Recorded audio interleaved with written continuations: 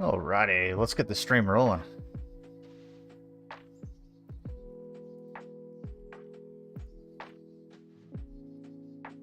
Make sure I get everything set up here.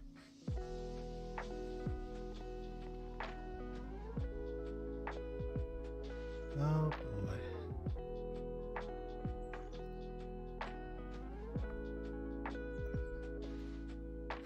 Alright guys, welcome back to another DevStream. I am your host, Rodent44, and today we're going to be putting ourselves through the paces in Blender once again, just like in the last live stream. Except today I think we're going to make a little bit more visual progress and get some of these sheds that we worked on last time placed. So I was having some issues at the end of the last stream, got all that figured out, of course off stream later on that night. Several days later, here we are. We got all of the shed models done now.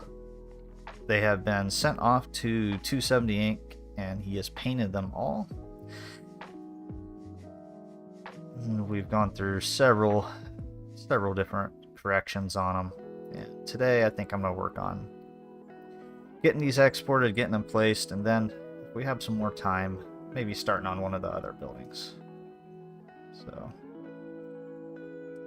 yeah, I like the way this turned out. Nice, simple little old rustic looking shed. So I gotta get that one, I think. Gotta convert or export this one out. This one here I redid and put a ramp on it, so that one looks a little bit better now. Got a window on the back of it too now.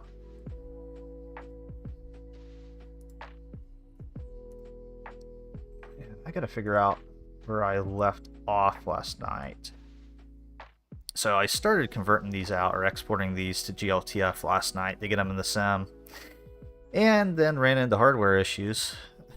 So yeah, at some point I had to completely hold down the power button on the PC, and of course I don't know how much progress from last night was saved.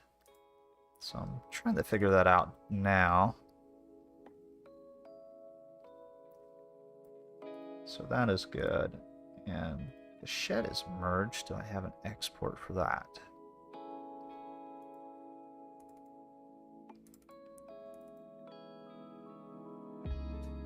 Does not look like I did do that in time.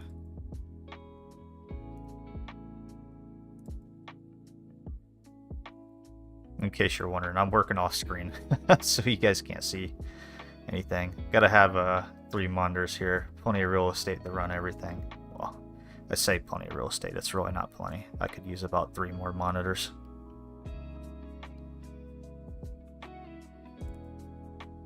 Let's take a look. Was the shed 1? Let's see what the timestamp on that is. 8. Okay. August 30th. So yeah, I did not get this one. Okay, so we're going to start with this shed and work our way down the list. So it's already merged together. Let's go ahead and run a merge by distance. Oops. It is. Oops. I know why it's not coming up. Got to be in edit mode. Say clean, merge by distance. Remove a couple of vertices there. Let's double check, make sure all of our sharps are looking good. I think everything looks good. Chimney looks good. We'll go ahead. We'll get this one exported.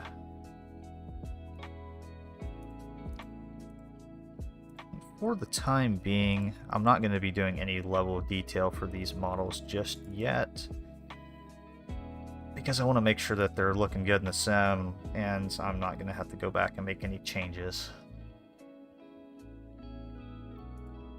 Because if I have to, that just means I got to redo all of it.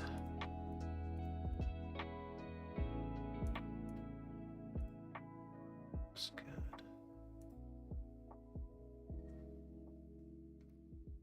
I'll go ahead. I'll throw these over here so we can see what's going on. So I got an export folder, just threw everything in here. And I'm just going to grab the GLTF and bin file. We'll cut it. Paste it over here. And overwrite. Now, a couple of these I'm not going to need, so I think it's shed 3. Yeah, so shed 3. I'm not going to need. I got rid of it. So actually, let's just take this, cut it, and we'll say, I thought I had, let's out one more. Maybe I deleted it. Let's shove it in a folder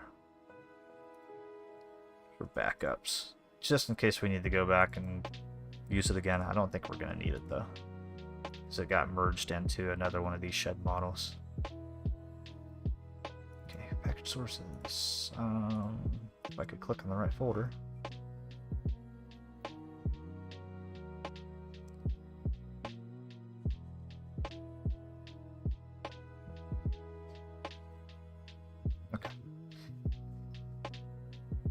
I'm going to go back and actually double check the Roadhouse, because I don't remember if I did a merge by distance on this or not. If it needs one. Yep, I cleaned up some vertices, so let's go ahead and we'll re-export this. I'll run one on the parallax as well. I shouldn't make a difference on the parallax. It's not attached to anything, so yeah.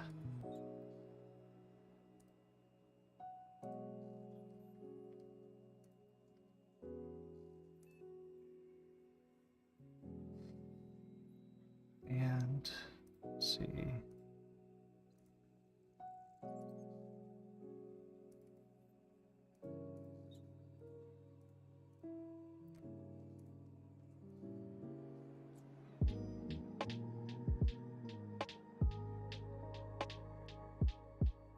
I'm actually gonna, as much as I want you guys to be able to see these windows, I'm gonna throw them back over in the other monitor, because it's just easier to work that way instead of having to keep going back and forth. Just know that if there's nothing going on the screen, I am most likely doing something on the other screen.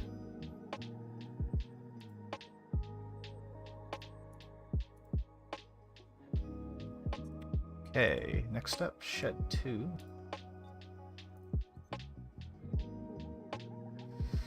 Double check everything here. I've got the windows. Everything looks good.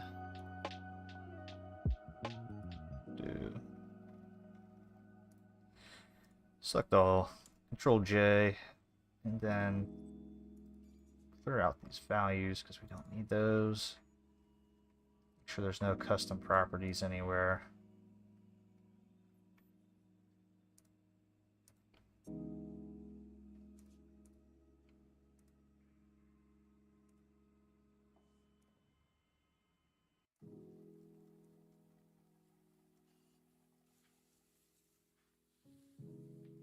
And actually, let's step back.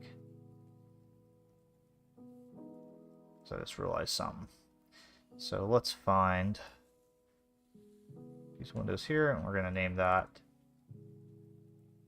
Just name it Shed 2. Shed 2 glass. I'm going to keep that separated out. Well, actually, no, because I took the parallax off of that. Oh, I bet that didn't get saved last night. Crap, so I probably got to go back and redo that now, huh? Let's see. Actually, no, because that's model part dependent. Never mind. So we should be good on the other model.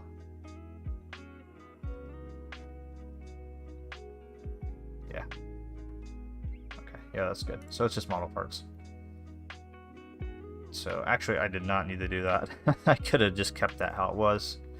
Then we just go here and we just take secondary UV map and turn it off or delete it, because that secondary UV map is a leftover from when I had parallax on these windows, which I'm not using parallax for these. I'm just using blacked out glass with the glass material, just because I didn't want to, for one, I don't have anything parallax that could even look good for this smaller shed, and this one I don't have anything really for this, so we're just going to go black windows on this. The main building, the main house did have parallax. But yeah, I think all these outer sheds and this detached garage is gonna just be plain old black glass. So we're gonna clear custom split normal data here. Let's take a look, make sure there's, see if there's any sharps. Some around the doorknob here.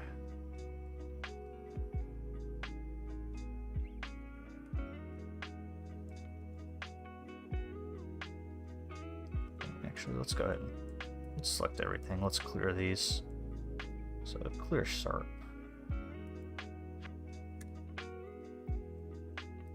And then we'll just take this. I think I like 64 or 65 on this. Should be good. We'll get away with 48.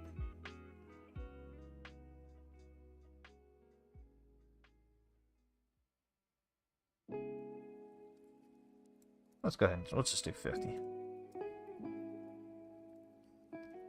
Double check all of our shading. This doorknob should be the same. Yep. And everything else is squared off, so that'll all be fine. All good angles on those, so add custom split normals data. Okay, that fixes all the shading. Okay, you gotta go through and clear all this shit out again. That's good. Those are the only values. And then merge by distance. Make sure all is selected.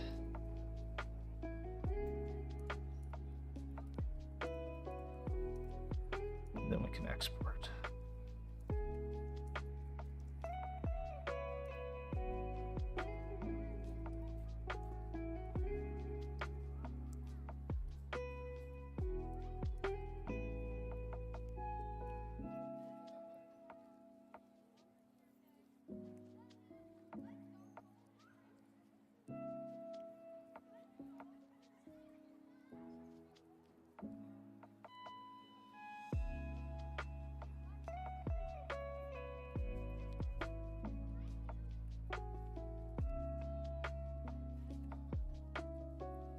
Okay, we're going to do the same for that. Merge those together. Gotta get rid of. Let's go ahead and clear these out. Then where's the other one? Was there that? Yep. Get rid of our second UV map channel as well. And then we need to clear the custom split normal data. Double check for any sharps. Yes, there are sharps on it. Make sure everything's selected, and we'll clear those. And then we'll set this to 50 as well. That'll clean up that doorknob, and that'll keep everything else nice and sharp. And apply split normal data. Merge by distance.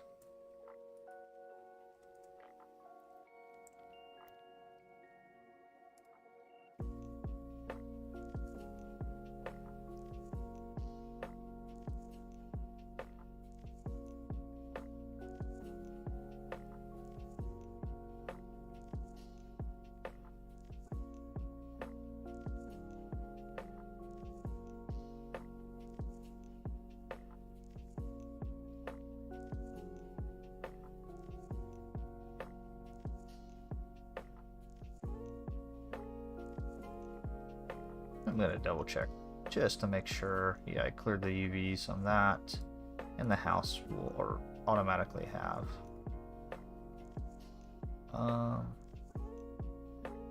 Right, because I have that on a separate layer. Yep. So I kept these as a separate layer so that all of the UVs didn't get duplicated. Because for parallax, you have to have 2 different UV maps. So if I were to merge all this together, right, then that means that when I go to duplicate this, all of the UVs are duplicated.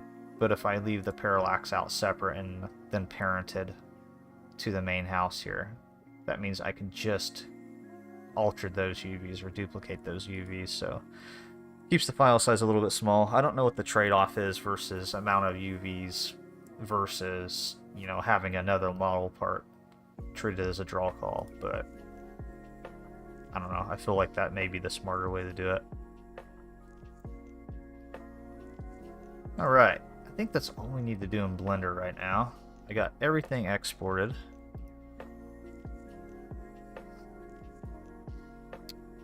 Let's see. I think there's one thing I need to do. Let's pull this window back over, and I'm going to go actually open up a new window here. I think I have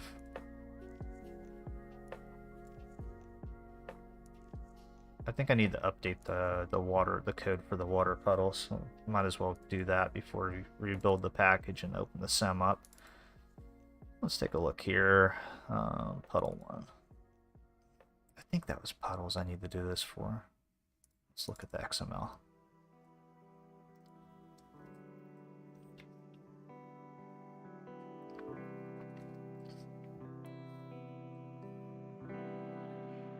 Oh yeah. So yep, we're using legacy code and duplicate code here. So let's clean this up. Let's get rid of it. And this is just going to be called puddle now.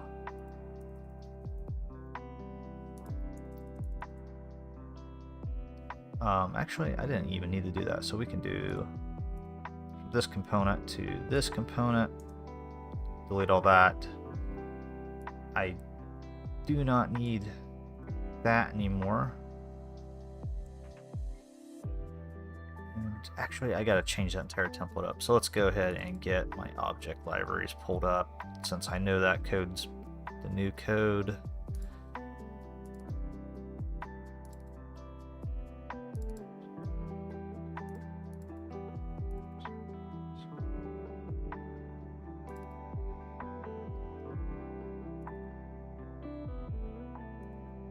Okay. Puddles.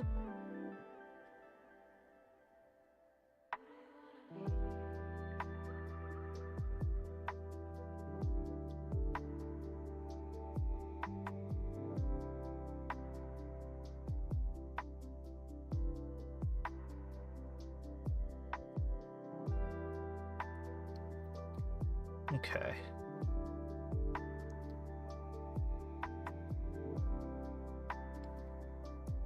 So we'll just do to the behaviors tag there, and we'll go this. And actually, I can probably just copy this, because that should be the exact, yeah, that's the exact same. Okay, yep, so I can just go ahead and replace the entire component section, because this shouldn't matter. These are all unique.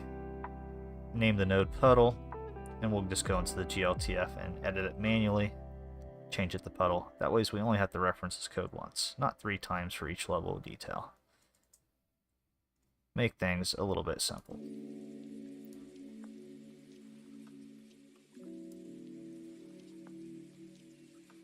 We'll just copy that.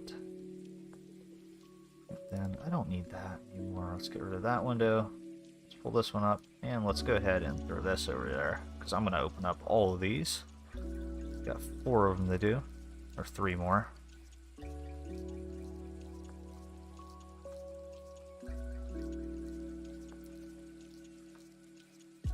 And we're just going to write the entire component section. Look at that. That's so much simple. So much more simple.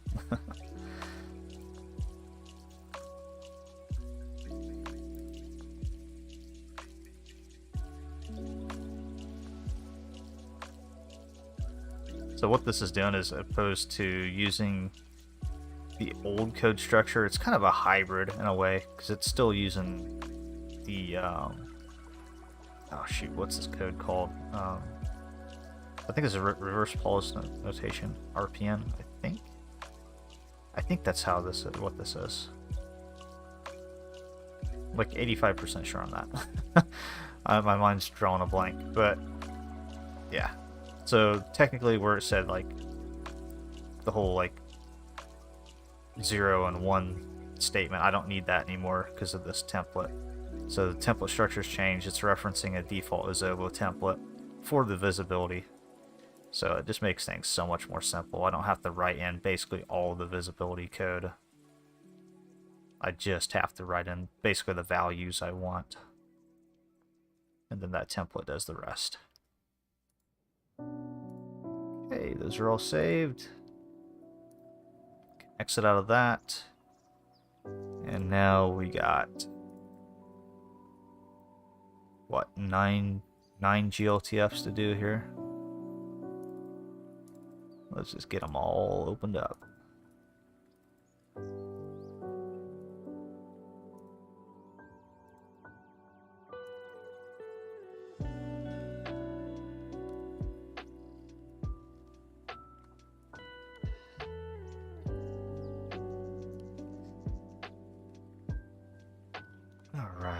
looking for the node name. Here it is. We're just going to change that to puddle. Let's go ahead and copy it. And now we just got to do that 9 or 8 more times.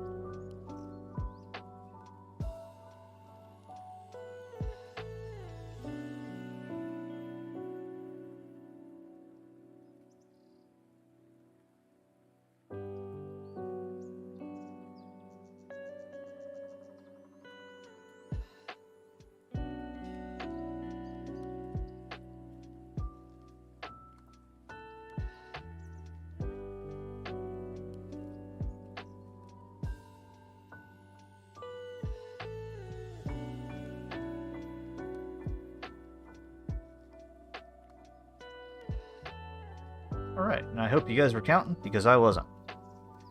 Hopefully that was 9.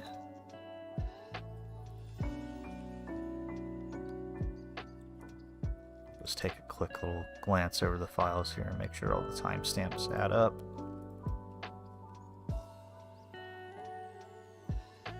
Yeah, it looks like they do.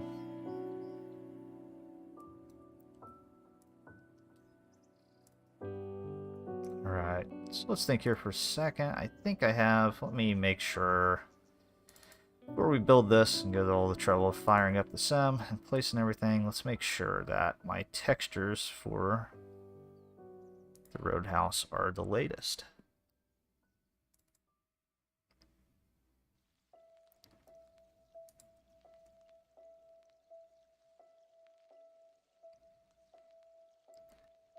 And they do appear to be.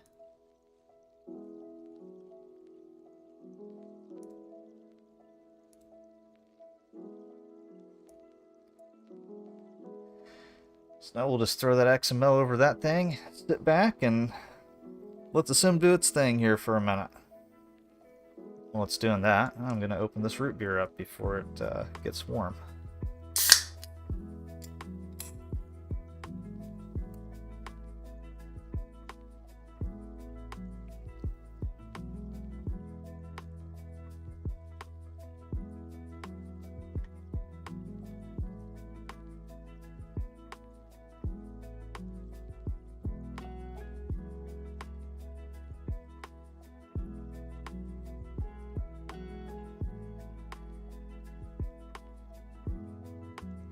I think the worst thing about doing anything development related for Microsoft Flight Simulator is just the time you spend waiting on things to build and then restarting the sim to test.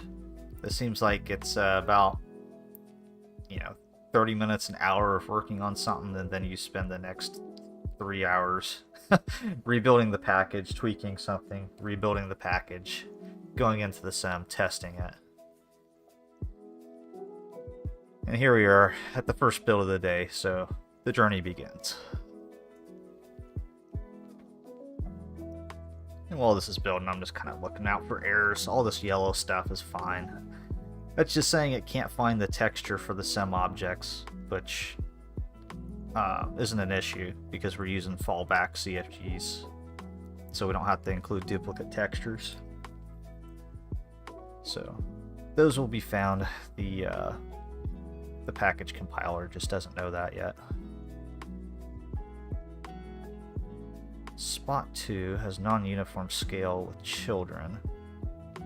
There's spots 16 and 20. Let's write that down.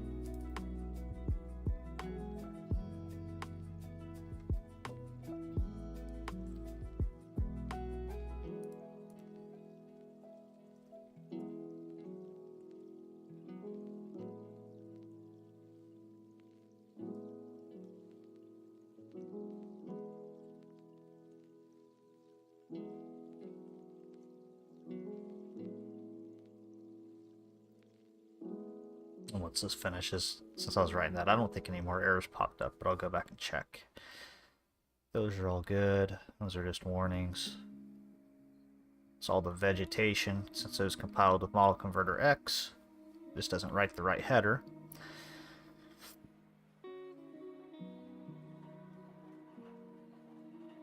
Man, I think it is...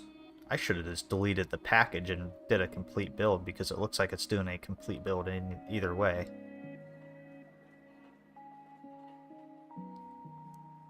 So it is redoing all the textures.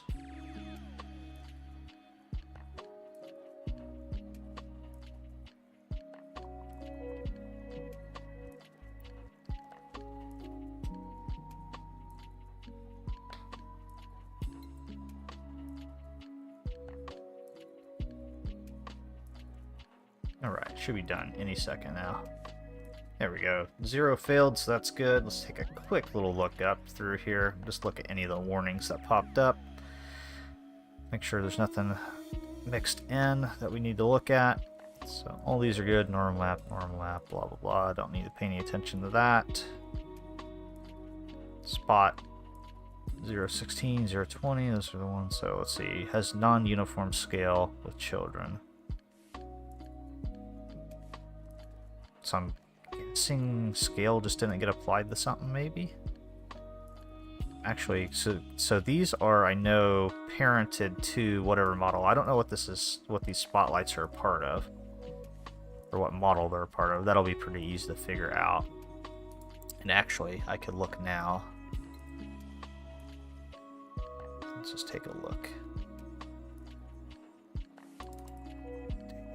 Modeling. Open up Blender again.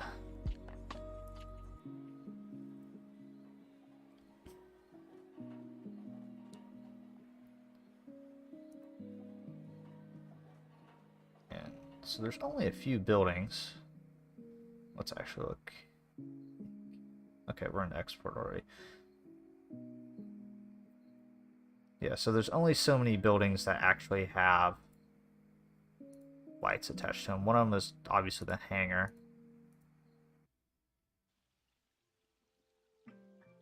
What are you doing? Come on now. There you go.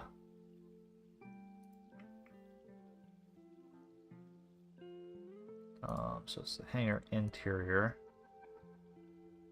16 and 20 is what I said, right? So spot 16 and 20, which is a child of this. Let's see. Scale looks fine for that.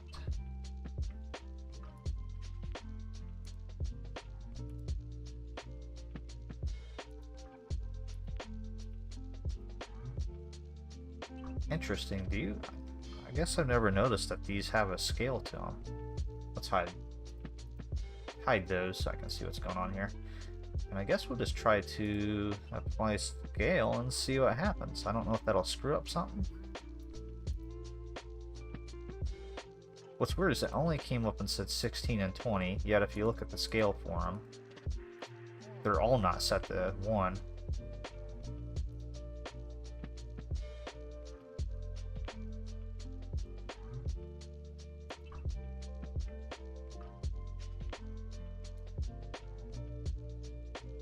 Doesn't seem to do anything either.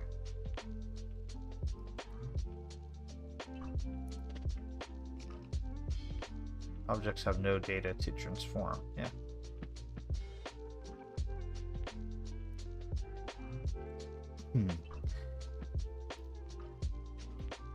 Okay, shall we try phoning a friend on this one? Hey Micro, are you there? See if Micro is around.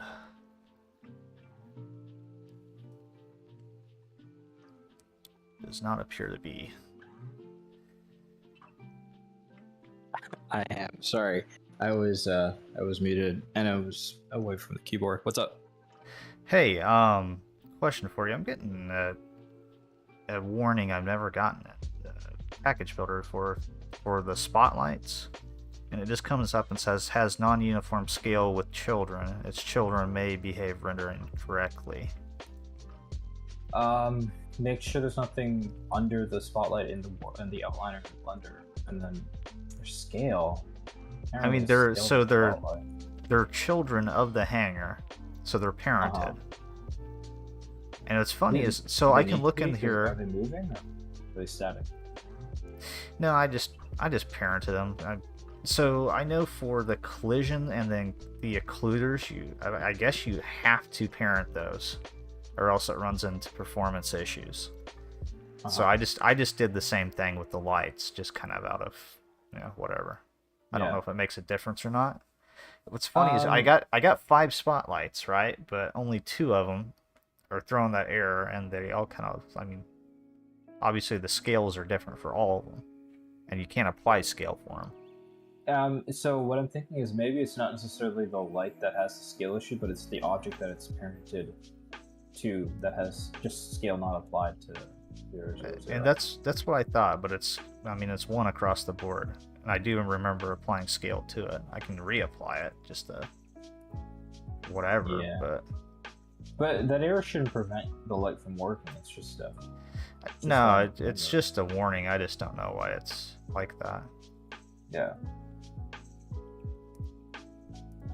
I think I've seen that one before. At least I definitely seen it before. Too.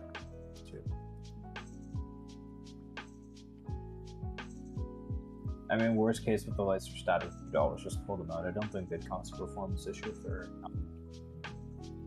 not parented to that name. Yeah, I'm already to start up to some anyways and test all this stuff, so I'll double check and just see if they're even working. If they're all working, I won't pay any attention to it. I just like to know what's causing that error, because I've never seen that come up, or a warning, not error.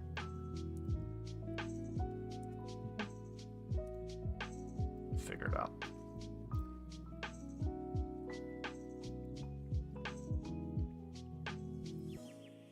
Okay, besides that, we look good.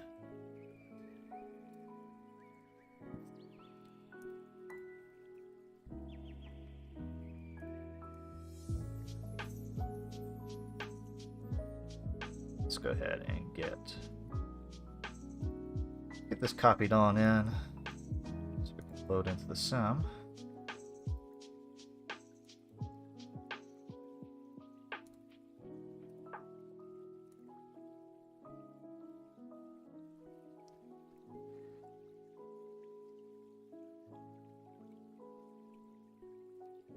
And yes, before you wonder why I am putting a UK airport in the Canada folder, it's because this is the only UK airport I have, and admittedly I was too lazy to create a UK folder in the model linker.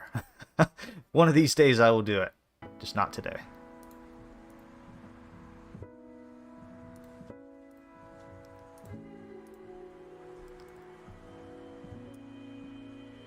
Let's get some rolling.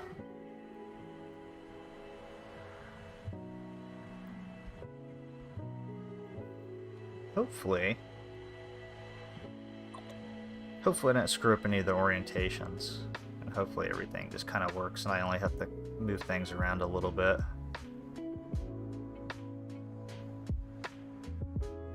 Of course I'll have to remove the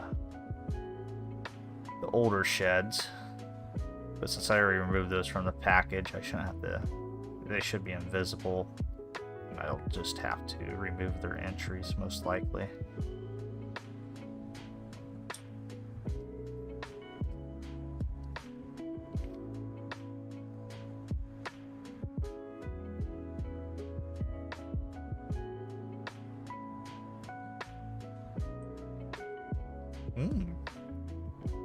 What's this? We got an update.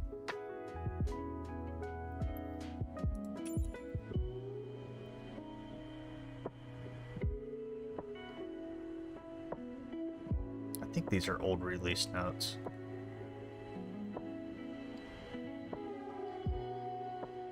I wonder if this is, what's it? The hell is it? Iraq or something? Whatever the hell that one database is. I wonder if that's what it is, because it's only 20 megabytes. No, some UI widget thing. Maybe the VFR map's finally fixed. One could hope, right? Or I wonder if that's only on my system, because I don't know. Some update 10 here, and the VFR map hasn't worked like the entire time in some update 10. So I know that's getting rebuilt. So maybe that has something to do with it. Hopefully it's working again though once the update gets officially released.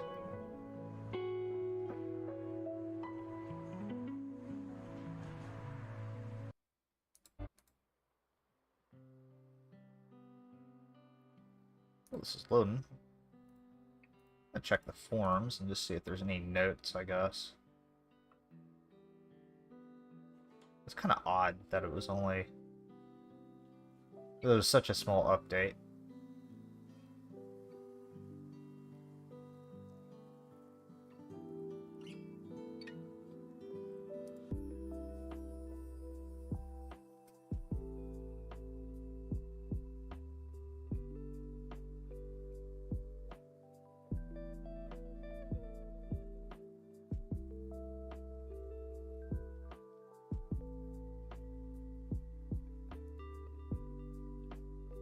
Let's see, small update, September 19th. Let's see what the notes say. Okay, okay. Yeah, nothing special. Minor update to add carousel functionality to main menu tiles. So basically the main menu images scroll now.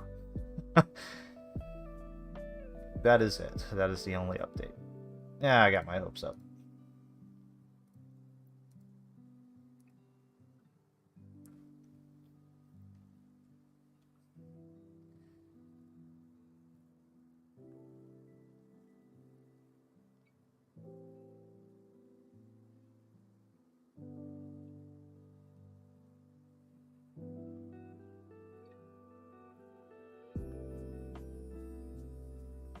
Man, this is taking a long to fire up, huh? I mean, it usually always takes a long time to fire up, but it seems like it's taking longer this time. Hopefully it doesn't freeze up on me.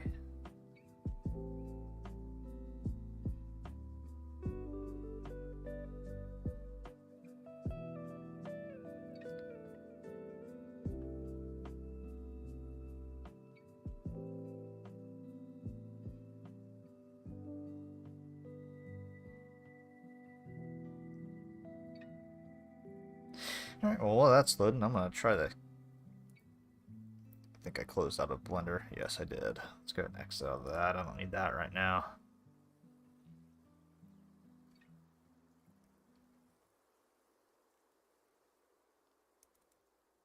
Blender open back up here. Get our next building that we're going to work on set up. Hopefully by that time this will be done loading, or we'll have to restart the sim entirely and start the process all over again.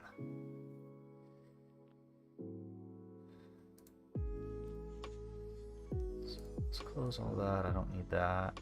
And hangar 2 is what we're going to work on. Hopefully the image is still loading. Oh wow, that's kind of messy, huh? Oh right, because I adjusted the roof. Let's hide that. Let's not look at that.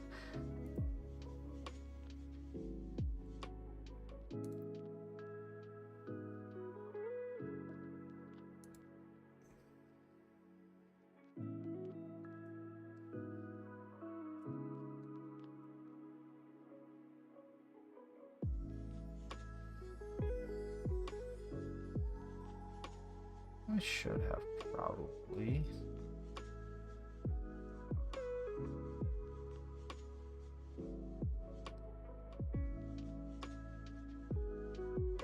It's hard to tell where that's at. I think I need to bring this side down.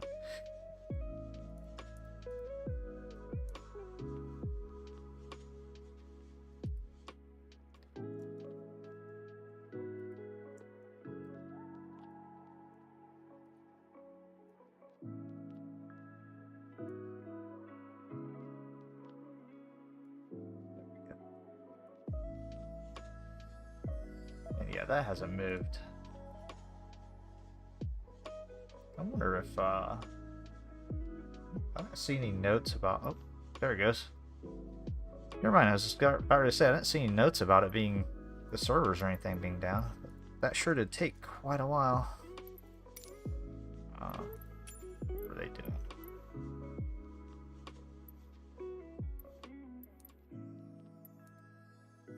Carousel. I guess that's the carousel they're talking about. Either way. It's a project you guys can't see yet. Let's see what we got on the list.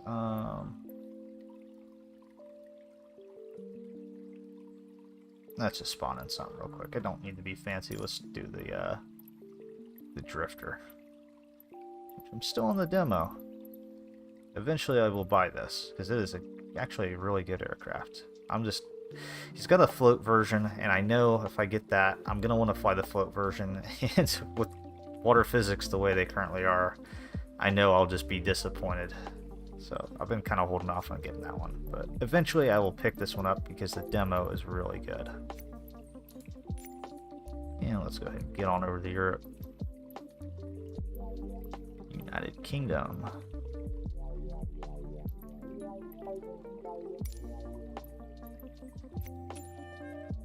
So time of day, go clear skies.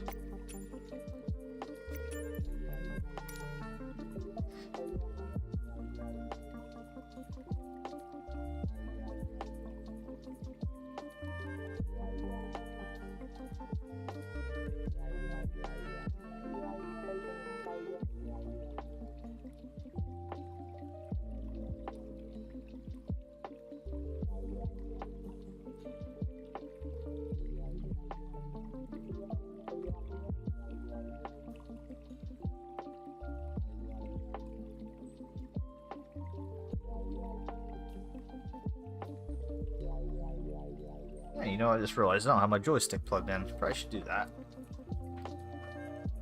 Although I really don't need it right now, but I will likely need it at some point.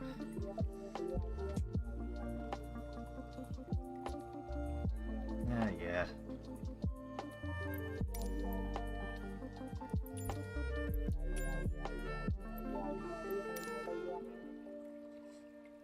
Alright, so ideally, keyboard up there. Let's get the joystick up here for a second so we can pan around.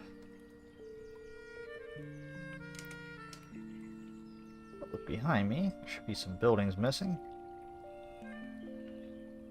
And wow, where has all my performance gone? Why am I in the 40s right now? Okay, it's coming up. Interesting. Okay. So there's no glass showing on that building. Maybe I didn't have them both selected when I exported? Possibility. Actually, it turned out pretty good. This one here is going to have to get rotated 90 degrees. Or 180.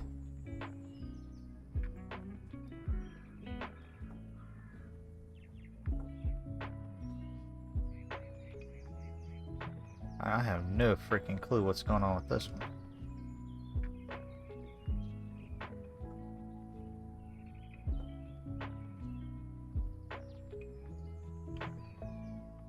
That's the old shed.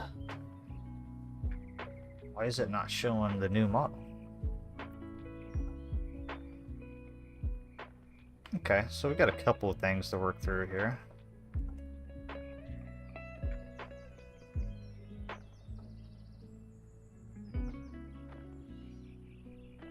So I wonder what would be easier here, spinning this model, the sim, or spinning it, and I think I'm going to spin that model in Blender, just so I don't have to fiddle with the rotation in the sim. Although it doesn't really matter, I guess. Let's make sure all the reflections are working on the windows before we do too much here. Looks like they are. Yeah.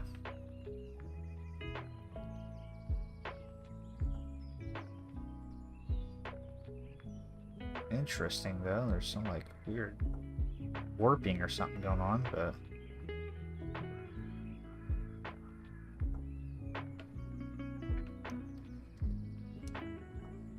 Okay, so I gotta fix those windows. I'm guessing that they just didn't get exported, maybe, since they're a separate piece. I don't know what the heck is going on with this shed here.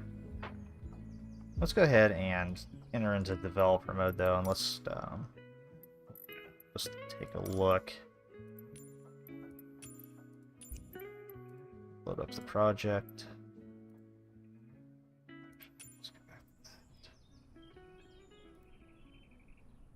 Project could not be loaded. Oh, because I moved the directory.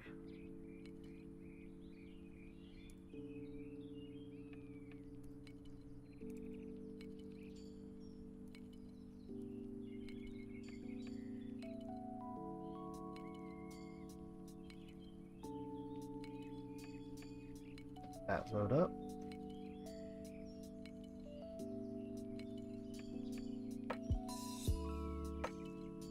I think next time when I go back here, I think I'm going to delete all my packages and temp files for this project and just build it from fresh.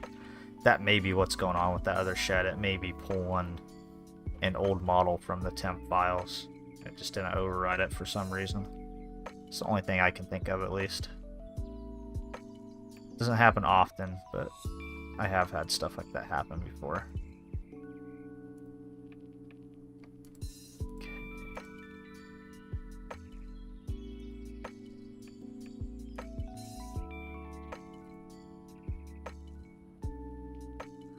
All my other editor windows are going to be off screen here on my other monitor, so I'm not going to throw them back on the main monitor just because it clutters up the display pretty good if I do that. So let's just take here and we're going to look through. I'll narrate the best I can. I'm just going to look through the scenery objects. I'm looking for any basically models that say unavailable. Or maybe they don't say unavailable anymore. What did they say? Because I gotta find the sheds we deleted.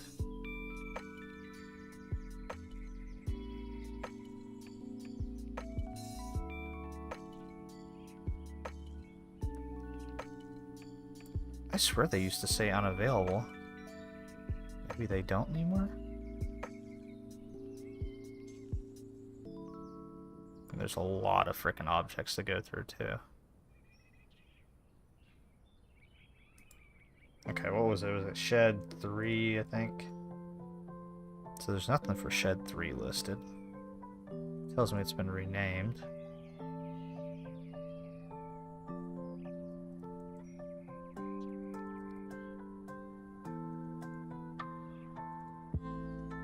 Okay, plan B. Let's just go over there and see if we can click on an invisible box.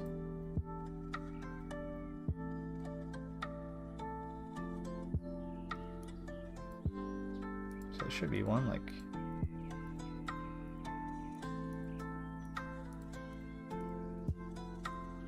Man, maybe does it automatically strip them out now, maybe?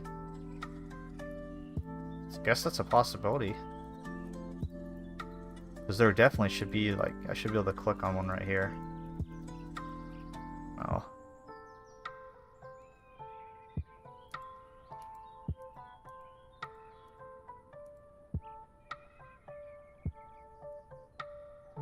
Attempt to look through this list.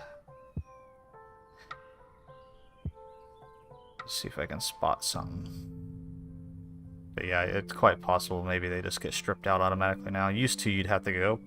If you remove the model, you have to go back through your list and it would say like unavailable. You'd have to manually delete the entry. But it does not seem like it's that way anymore because I definitely don't have anything coming up as unavailable. The thing I can think they do is actually look through it manually and see if there's anything, and like they've changed the wording of it and it doesn't say necessarily unavailable anymore or something.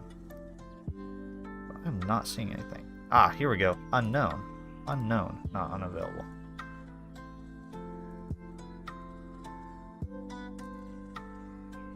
Yeah. So there's one box. Delete you. The other box should be over here. delete you.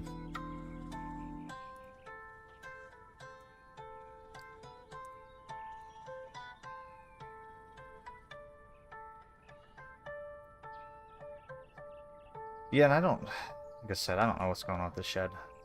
I'm just going to assume that it's, we'll re-export it.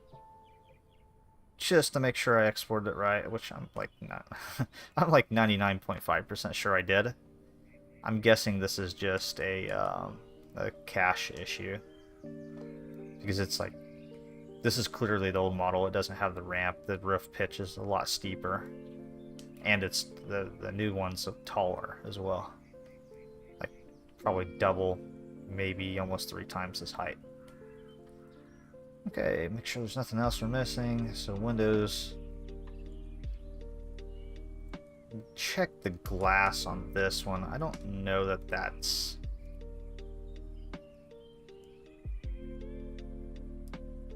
Unless the windows are warped or something. I don't know why it would be doing that. Because that should be, it's the exact same material as these windows here, which aren't really reflecting. I think I'm gonna... I made them slightly gray. I think I'm gonna take them back to just straight black. They look a little too bright. Alright. So all that is saved. I'm not gonna worry about rebuilding the project or anything, because we're just gonna have to build it again here in a second. So let's close out of the project. Just do a handy dandy Alt F4 on the sim. And let's go back to Blender.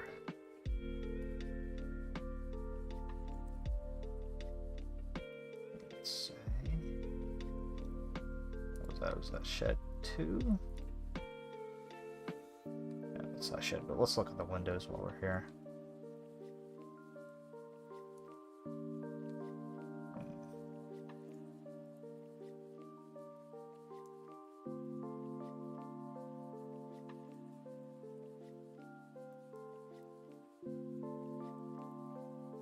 So they do have auto smooth turned on.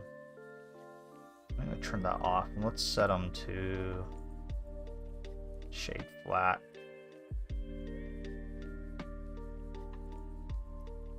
I don't think... Oops. I don't think there's any sharps on them, but let's just say clear sharp just to... Not that I guess it would make a difference. Even if I had sharps on it, it should actually display. So the only thing I can think of is because I had auto smooth turned on, maybe. But I don't think that would affect it any. Just because if it's already sharp, because of the angles, it shouldn't be smooth. Especially since I don't have split normals turned on for it. But either way... Actually, that's on the dev thing as well, so that definitely shouldn't have mattered. We'll turn it off either way up here.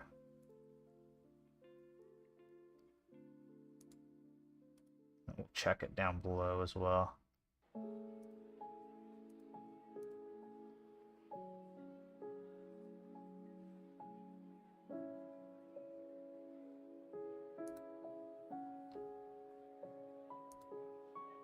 Oh.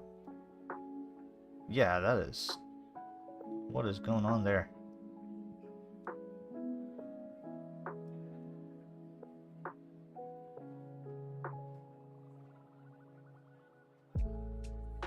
I should have maybe kept that glass separate then.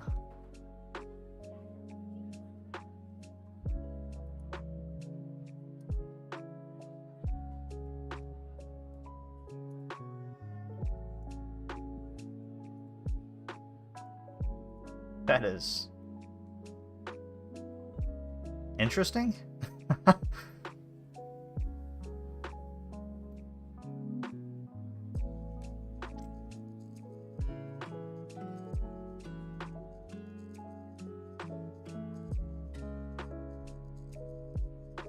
Okay, so let's do this. Let's select those. We'll say split by selection. So those are split off now.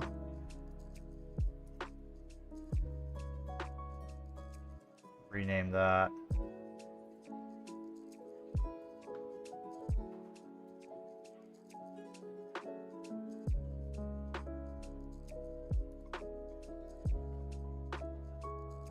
Yeah, we'll turn auto smooth off. It looks like it's better now. Clear custom split normals for those. Make sure shade flat is selected. I'm not necessarily sure that this has to be parented, but we're gonna go ahead and parent it. And we'll just leave the glass as a loose part, I guess. I can try to maybe merge it together again. Let's see what happens. That may work if I do it that way. Yeah.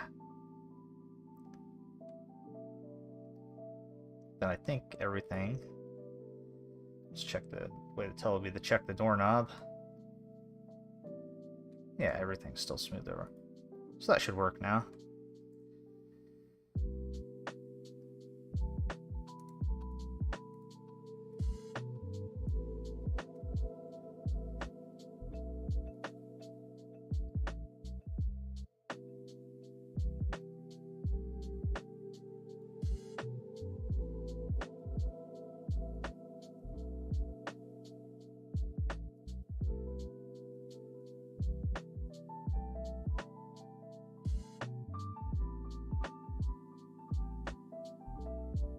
Actually, let's see. Something that's caught my eye. Ah, well that would explain why the other shed didn't show the new model. I did not copy the GLTF file into the directory. It's still got the old one in there. So that explains that mystery. Let's go ahead and get this one exported, and then we'll throw those files in.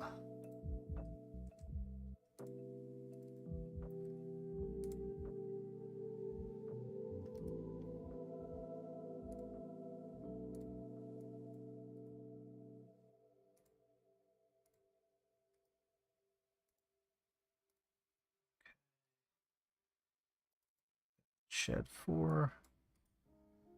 Copy those files in.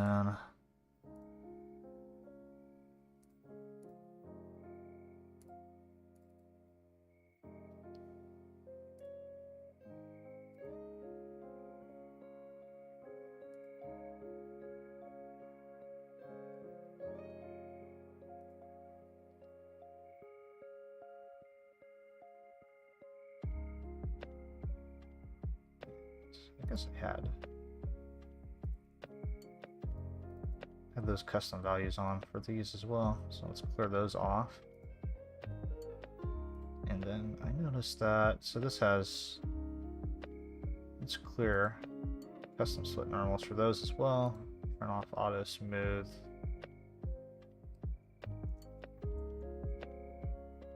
Say clear all sharps, and we'll set these flat shade as well. I'm pretty sure those didn't show up just because I exported. I probably didn't export that part, but just so we don't run into the same issues as the other one, we'll just make sure that all that's turned off. And actually, it may not be a bad idea to check the other shed too.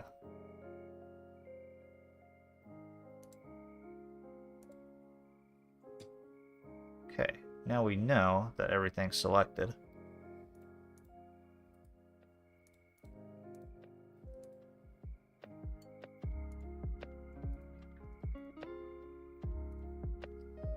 So we'll get it exported and we'll see if there's a difference in file size. Ideally, there should be.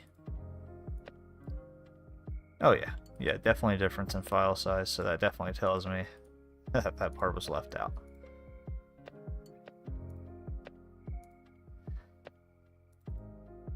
Okay, let's check the other sheds while we're at it. This one I know we need to flip 180. Actually, I wonder if I should have done that in the SEM. I changed my mind. I'm going to do that in the SEM. Let's double check these windows while we're at it here. I I know all these got merged together. So let's split them off real quick.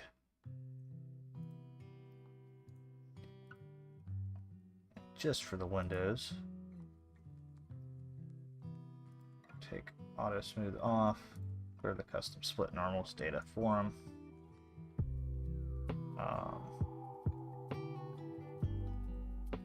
Hit the right key. Clear sharps.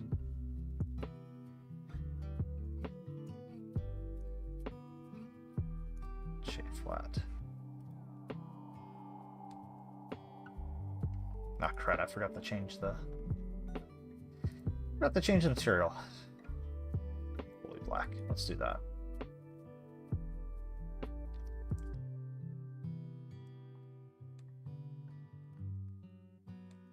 Alrighty.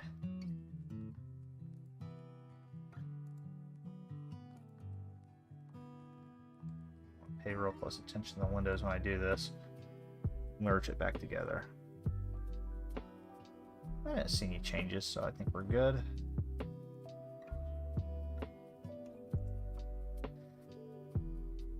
Go ahead and export this one again.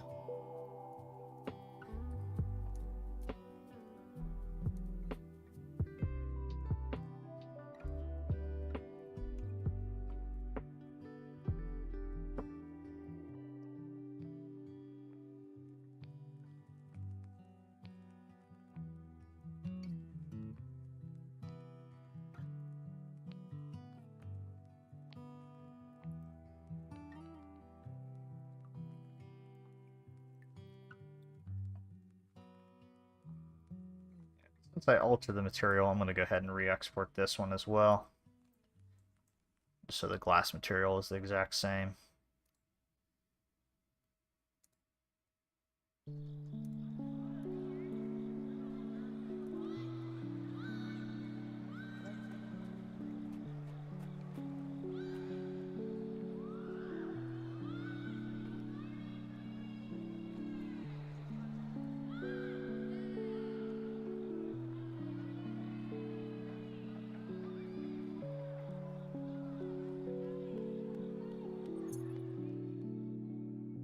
This one here.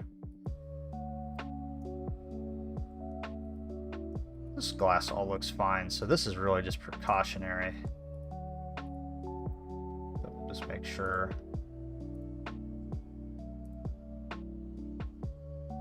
That all this is cleared off.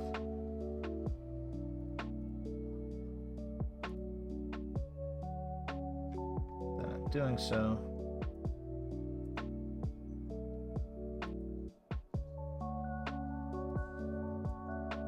together.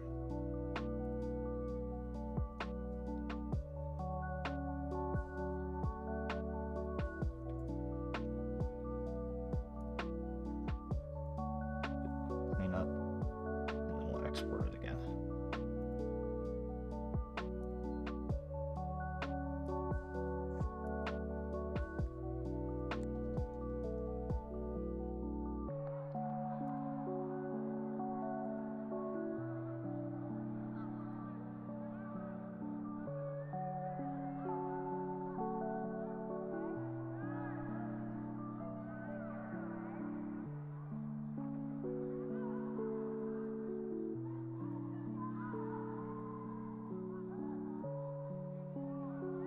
Interesting, that file size is a lot smaller than what it was before.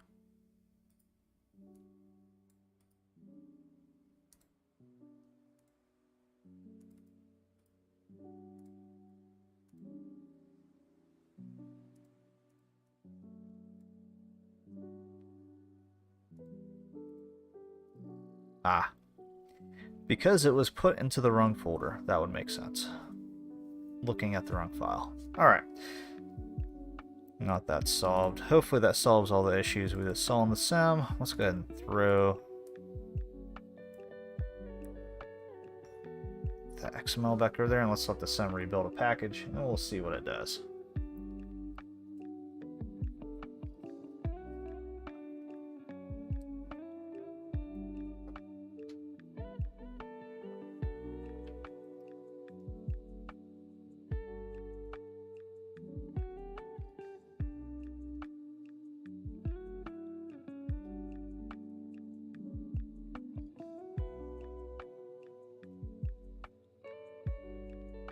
ideally this time, since we didn't change any textures, it shouldn't rebuild the entire package.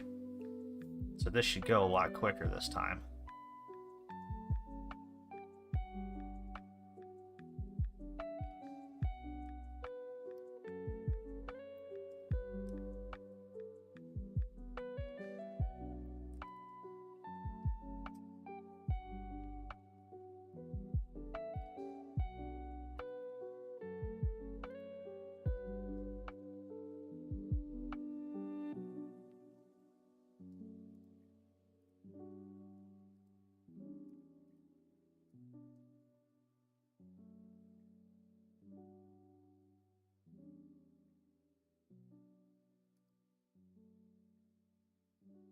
Let's say we're at a gig again, huh?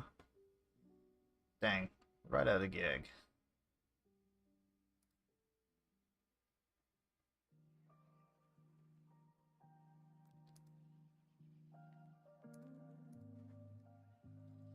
Alright, hopefully the simulator starts up a little faster this time.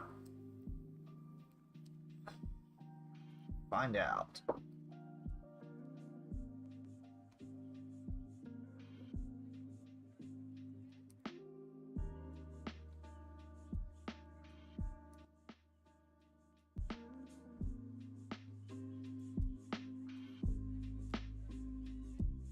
Music up a little bit because I can barely hear it.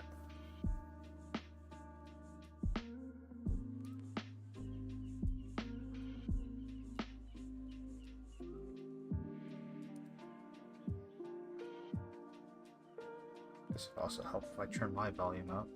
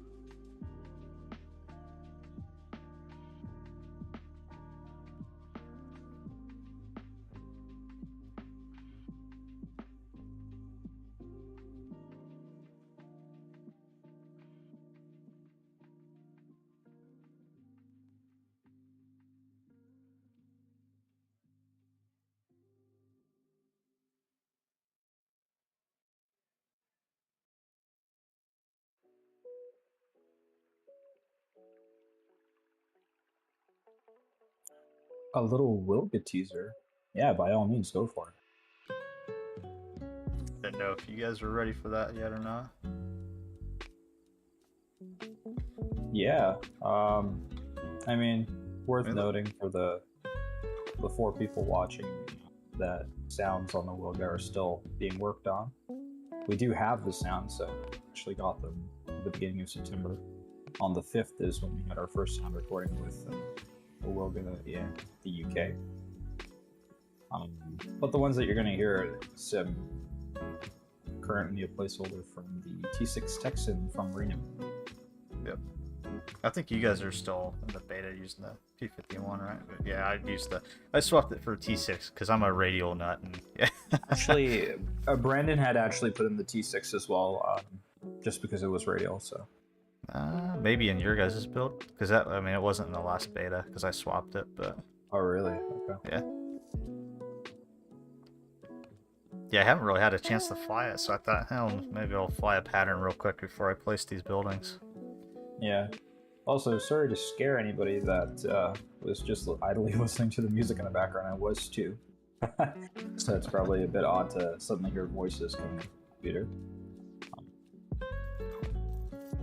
Is anybody actually in chat? I haven't seen anybody in chat yet. I know there's been some people popping in and out. Yeah. It's kind of, not a lot of action going on in the stream. Of course, when is there ever any action going on in a development stream? But The actions when everything's crashing. right. When And you that's- can't find a file. That's what I'm trying to avoid right now. I had enough last night. Right? Yeah.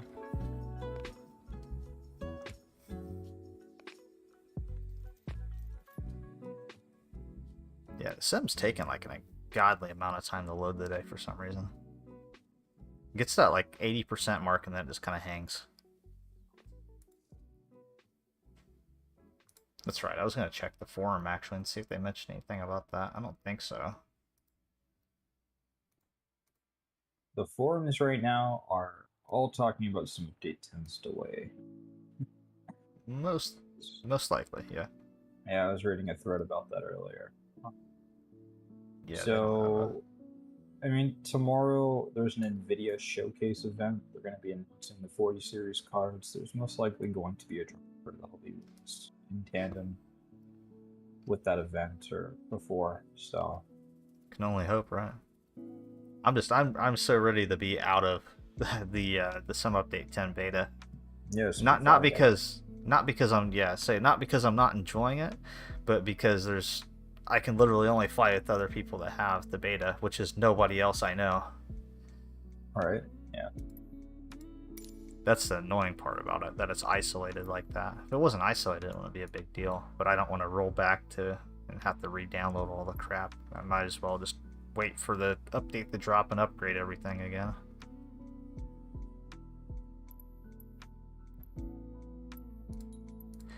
So I'm not going to start in the hangar because although that would be cool, I still got to go back and adjust that detection box for the hangar door and move the I'll have to move the parking spot too because it currently since we scaled the building, now the tail sticks out the back, but yeah.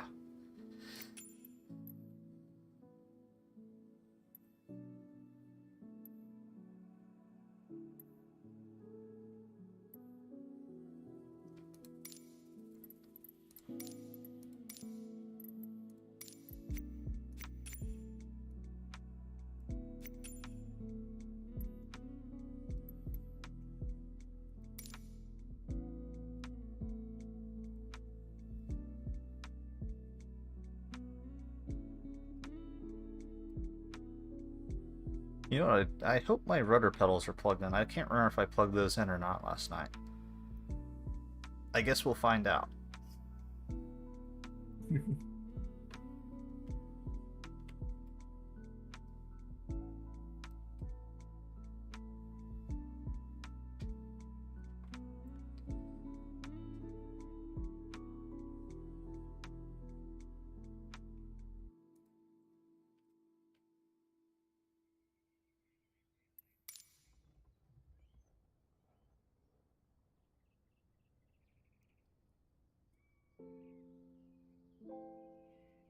You know, for some reason, suddenly today, I'm getting like, I used to be getting, and maybe this has something to do with overclocking or something, which I set everything back to what it was after the BIOS reset.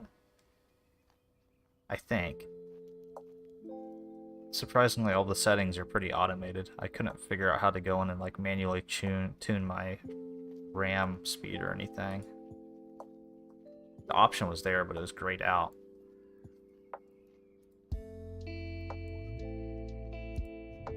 Can look in performance, I guess, and just see what we're. Yeah, I'm maybe RAM speed doing it because it says it's at 2400 megahertz, and it definitely should be a lot higher than that. So I got to figure out why it's doing that.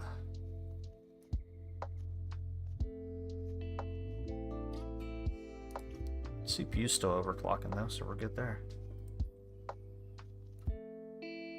Just have to put up with it for now, I guess. Alright. Let's get that. Get this valve open. So air pressure to start. Oil cooler shutters and radiators or cylinder and oil cooler shutters will open up. We look around the front. Sorry about the lag. It's going to be a little laggy. And that's, I should note, that is not not due to the Wilga not performing great. That is due to my system right now, because I had a minor hardware failure last night and had to end up resetting the BIOS, which means all the overclocking and any tweaking I did in the BIOS was reset, which means I have to go through all that fun stuff again. So yeah, not getting 60 FPS right now. I'm about maxed out at 50, so if it gets stuttery, that's why. Yeah, fins are nice and opened up, and we'll get the fins down there as well.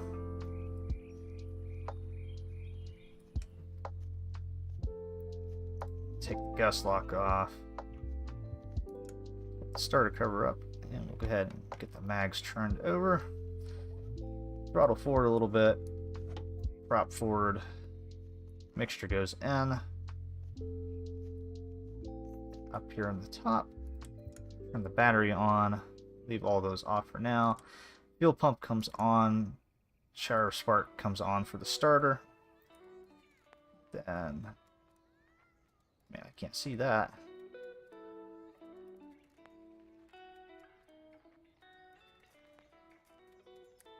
I hope there's a camera view of some sort for this.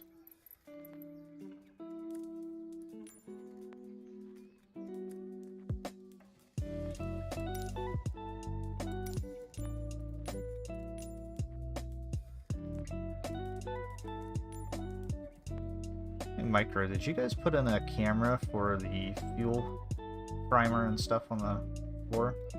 On the 80, I'm not sure if Gravel's done that yet. I'm gonna have to switch to the 35 then, because I don't think I can.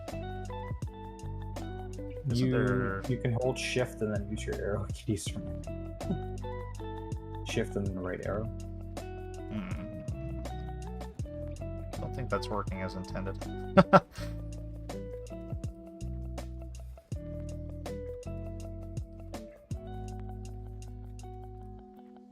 I think I'd probably change that key binding for like drone cam or something. I got you. Well, what I can do though is I think I can do drone cam, right? And then I can just go in the cockpit. Yeah, as long as I'm inside the cockpit box.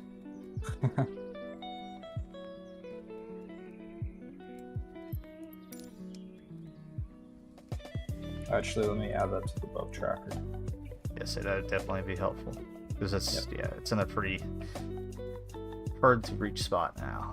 Can you actually double check that there isn't one after? Because there's. I didn't see one, but okay. So mixtures up, mixtures in, throttle forward. Go ahead and primer. It looks like giving her one more shot than she needs. Jump back in the cockpit. All right, mags are hot. Gears on. Let's see if it'll fire up.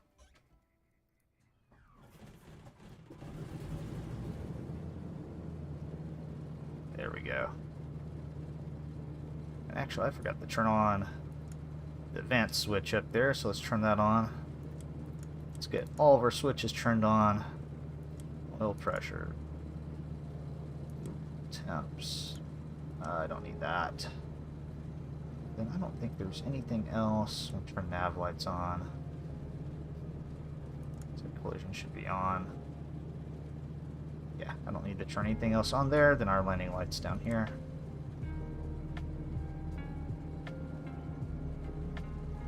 Doors appear to be off. At least that one is.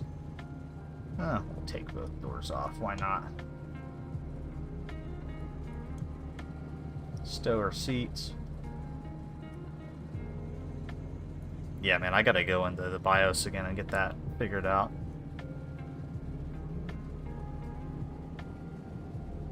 My frames are Yeah. definitely suffering right now. Oh, what are you trying to get figured out? The overclocking? I think it's maybe the RAM, because the CPU's back overclocked to what it was before, but my RAM's locked. It looks like 2400 megahertz. So I'm getting 45 FPS right now, where I should be getting 60. So that's the only thing I can think of.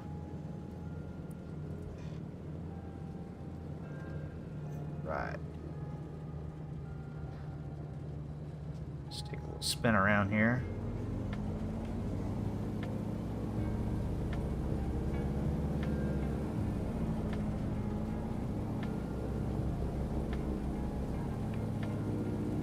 Just checking the windsock, so that one's calm. I got another windsock here to my left,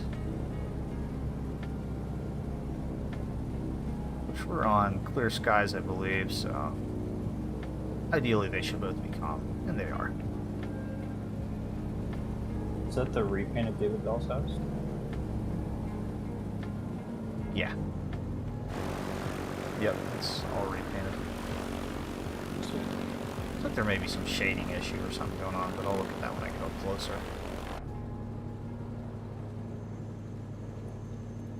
Take the door off, since I just noticed it. Yeah, it looks like some kind of like dark bake on the upper sections there.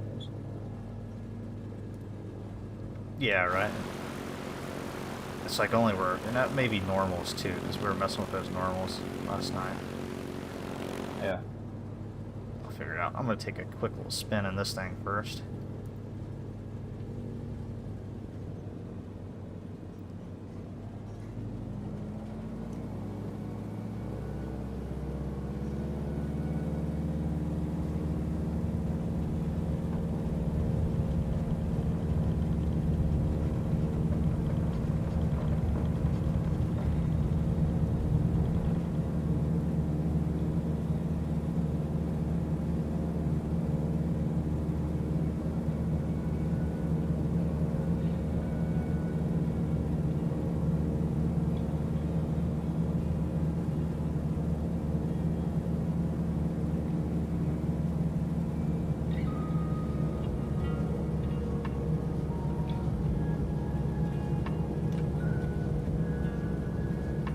Josh had actually positioned this one saying that he's got the paint.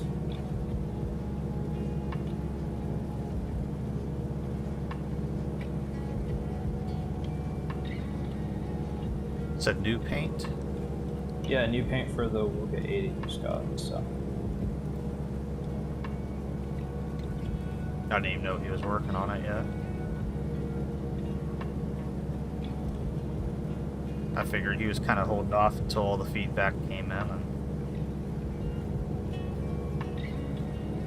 And There's just a few items that when we released the beta 5, like for example the radio stack and stuff, we hadn't painted yet, so it's pretty bland right now.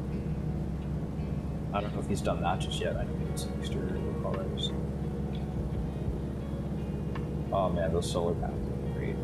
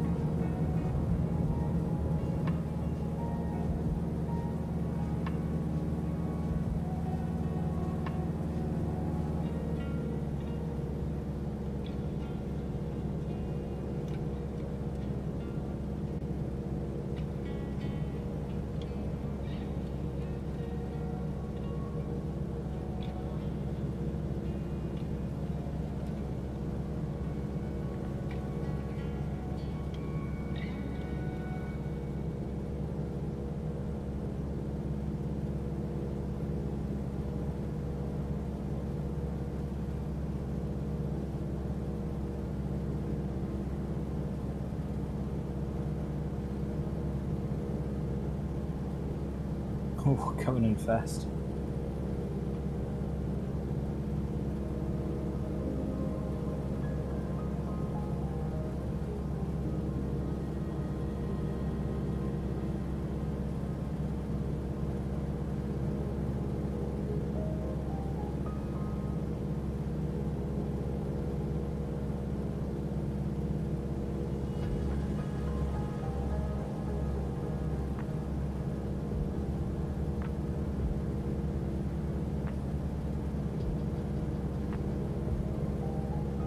Yeah, I definitely can't wait until Gert works his magic on the sounds for this thing.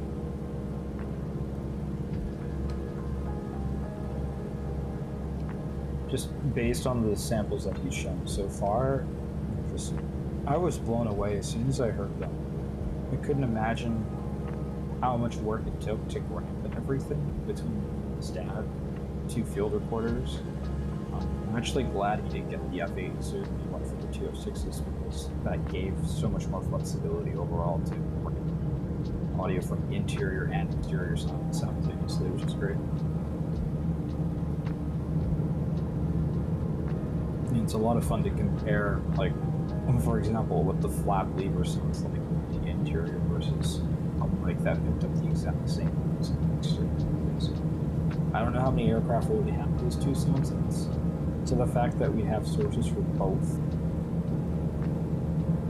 makes me excited for what might be possible. But I guess it's really up to him and what he can accomplish.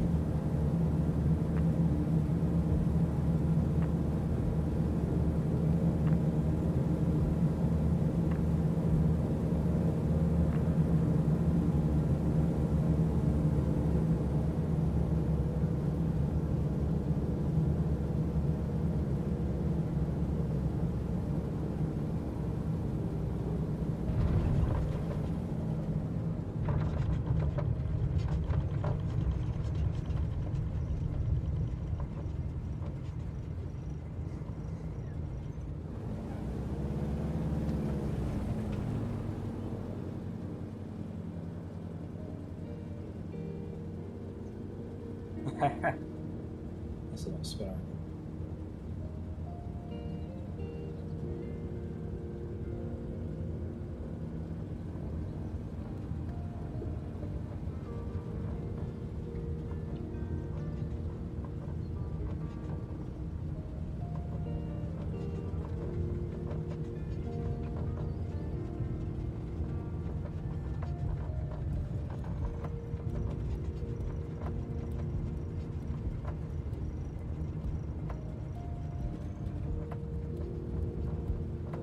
Interesting that the hangar door's open.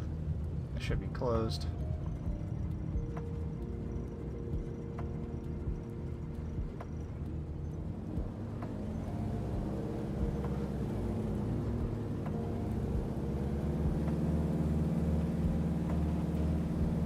Oh wow. My throttle's stuck. That was interesting.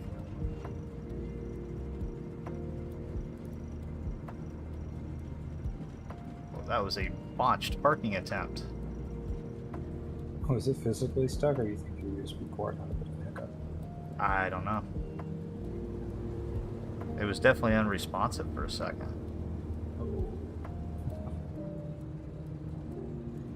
Hey, look, the hangar closed, though. I guess that's one way to get it to close.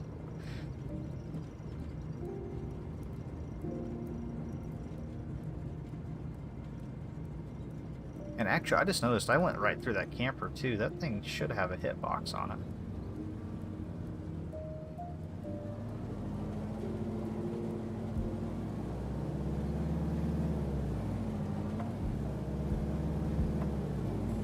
I'm definitely flipping through the hangar right now. Yeah, not bad.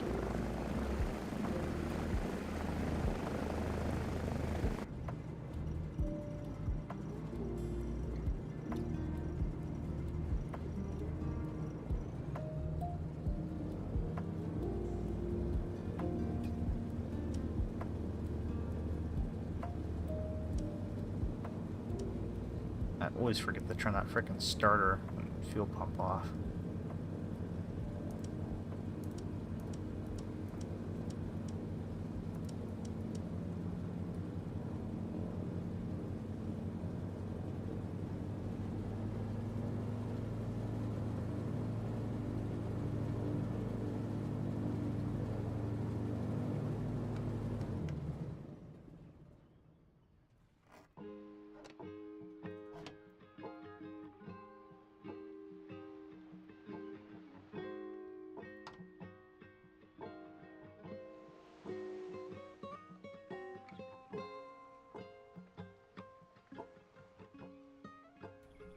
Yeah, this thing's definitely shaping up, man.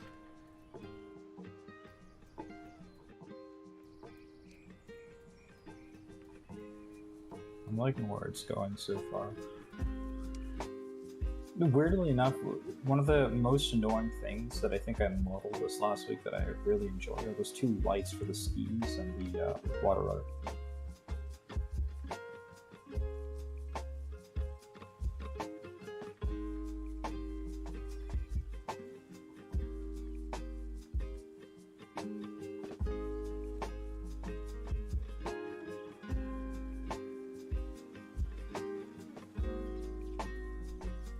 You said lights for the skis? Yep, in the left-hand side of the dash, there's two little warning lights. I'll let you know that their skis are deployed. Oh yeah, the switch with the lights. Yeah. Yeah, this right here.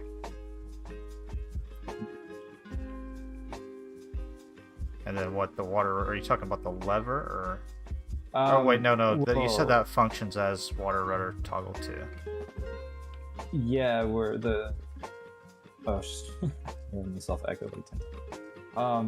Yeah, we're gonna make the lights let you know that your water rudder is deployed if you're on the float version. Yeah. In real life, it also tells you when your skis are deployed. But well, I guess your skis are always deployed, but it'll tell you if your skis are actually functional. Yeah. Well, I mean, they'll either be, are they hydraulic skis or what are they? There's some kind of mechanical. I don't think they're hydraulic. I think it's like a forced mechanical, like drop down thing. Because you should be able to raise and lower them, right? So you'd raise them for like asphalt or paved takeoff, and then lower them for anything else off field or snow landings. Yeah. All right, I think it's time to get back to the scenery side of things. I just wanted to take a quick little flight in the Wilga there because I haven't flown this version of the alpha yet. And yeah, as we mentioned in the beginning, this is alpha. All the sounds are stock sounds right now. Still not dead perfect, but it's miles ahead of where this project began. Between just the overall dihedral of the wing, the root chord, the camber, and then more importantly, the airfoil shape is shaping up. Absolutely. And like I said, this is all alpha, so nothing is complete or final right now, including the paint. Paint's only first layer, so paint will get even better as time goes on here, especially as it goes into beta. But for now, let's go ahead and get back over to the scenery. It's enough of a break for now. If I go and fly along for too long, I won't want to do scenery.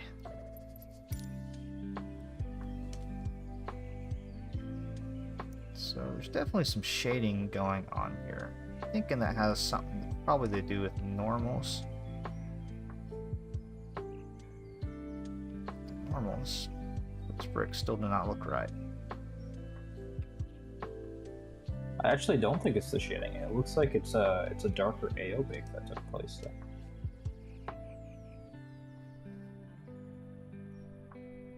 Yeah, I think it still has something to do with normals.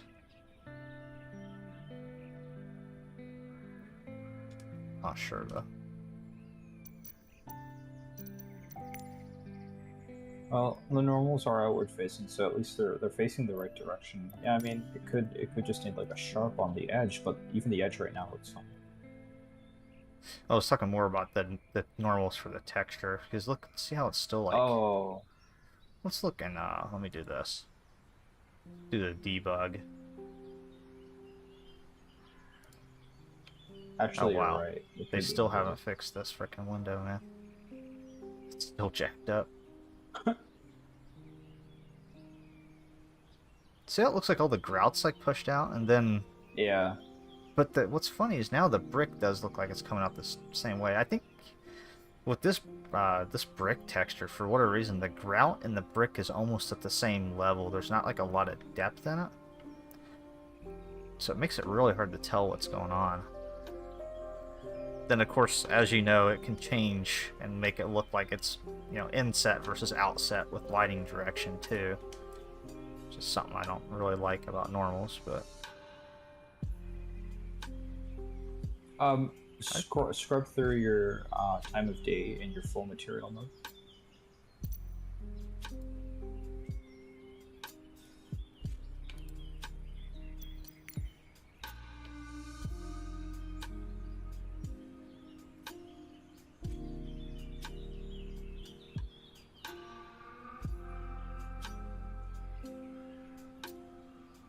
so it looks proper when the light's shining on it like that. Like it looks like it's the right direction.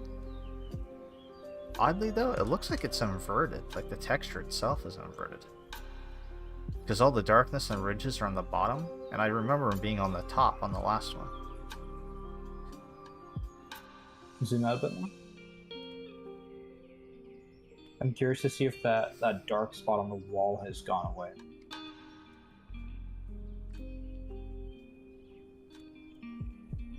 It has. That tells me it's an AO thing. So as you see how it gets dark on the right hand side of that building before the left. Yeah, and Looks 270 did some sort of AO. Like if you look in the corners, let me get better light here. Well, I guess I'm not gonna get better light. It's easier to see in Blender, but there's like a lot of darkness built up in the corner here. Yeah. And I think he's using like, it's either some dirt generator or it's one of the AO generators. But I don't think it's AO actually because it looks really sharp. Yeah, what he's doing, right, is he's baking the AO, then he's taking that AO and he's feeding it into an AO channel on a layer, which is a way to try and get AO, but this is what it looks like in the sim. Like under the windowsills are like almost pitch black, but you don't even see anything, right? Yeah, and I stopped using, well, I don't say I stopped using it, I tuned it down quite a bit, but I only use the AO generator on my models. I don't use like... Yep. I never use the maps because you can't fine tune them. The map is baked, it's just gonna put that in way at its base level, Yeah. and as a result, under the windowsills are no bueno. I think I may have him take that stuff off and just, because I don't really, it doesn't look horrible, but I don't really like the look. It's too overdone. It gets really dark around the windows and stuff. It is, yeah. That's why it's better to use the generator, because it'll use the map that was baked to inform the generator rather than just using what was baked directly and not being able to tweak it. Yeah, and I can go over here to the hangar too and look up on some of these beams. Of course, it's gonna be hard to tell because it's so damn dark in here. No, I see it all right away. That's about as bright as I can get. This will be a lot easier to see in Blender, and I can pull it up here in a bit when I go back into Blender, but there we go. You know, I see it. You see how like up here on this, how like dark it is? Mm-hmm. But it almost looks like weird.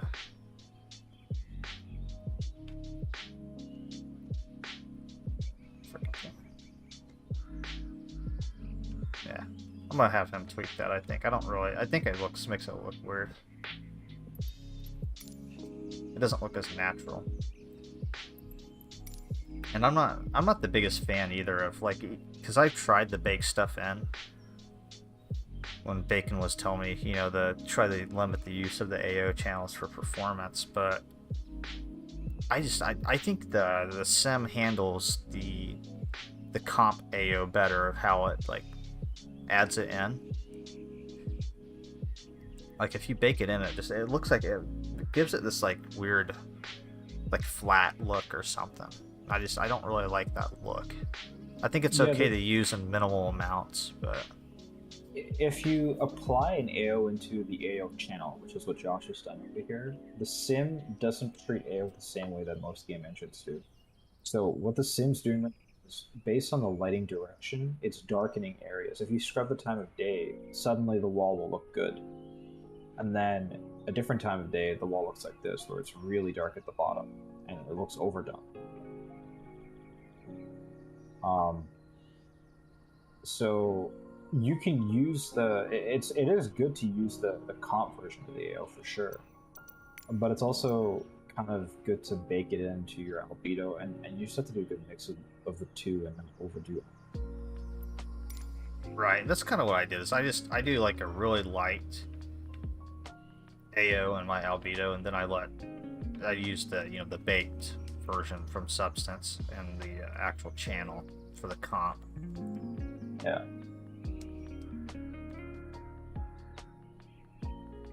Crystal turned out nice.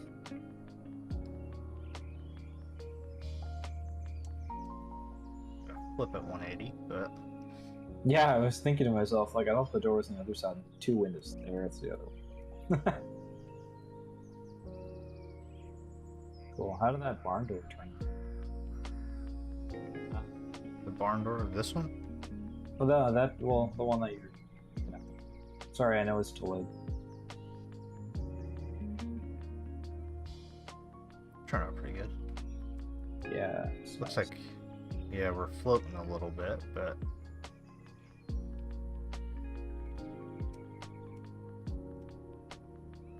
it's okay.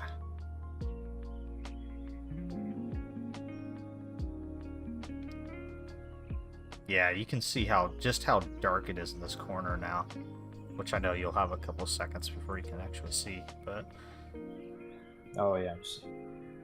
You lose like all of that wood detail. It's unnatural lighting. yeah.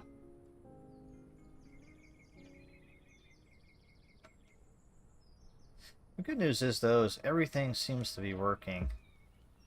I'm not missing any parts now. And all the sheds are the latest versions, so just gotta do a little bit of tweaking, I think, and yeah, I'll have Josh tweak those textures.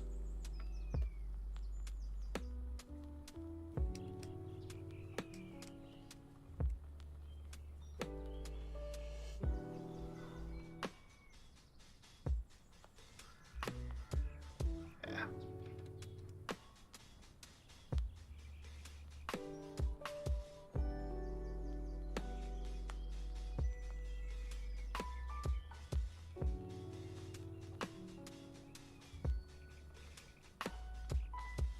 Alright, let's go ahead and get the project up and back up. I'm gonna flip that building while I'm thinking about it here.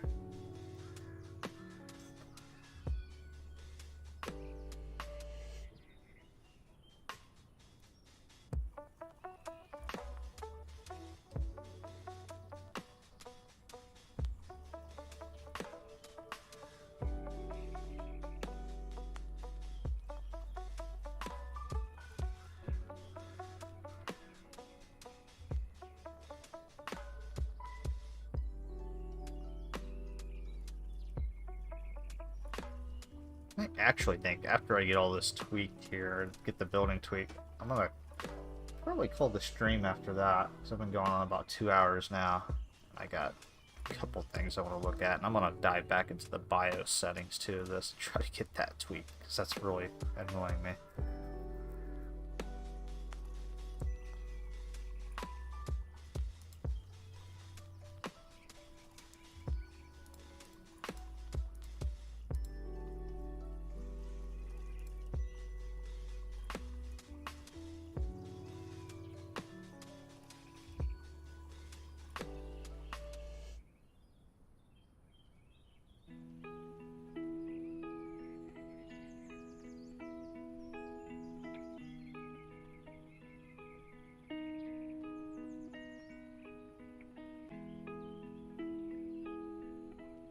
It's locked. Well, I'm thinking about it too. Actually, I'm gonna move some of these parking spots. I'll maybe move that over there or something. Kind of out of the way. Actually, I think I'm gonna...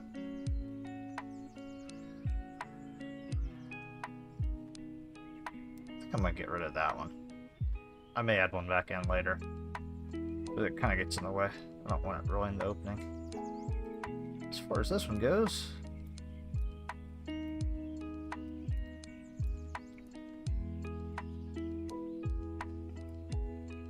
don't know if I'll keep this one in the corner or not. Eventually, I actually may put that one like front and center, and then maybe I'll put like some static models or something in here as well.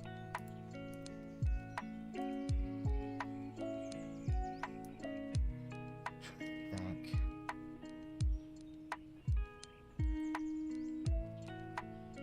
I do need to redo this. This is get the grass exclude, yeah. Just tell that to control surface. Let's go ahead and fix this. Might as well.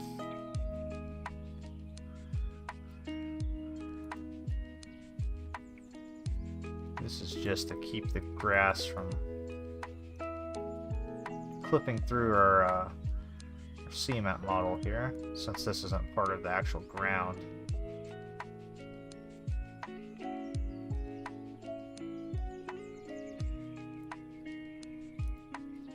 Tweak this more later, or at least when I get it placed.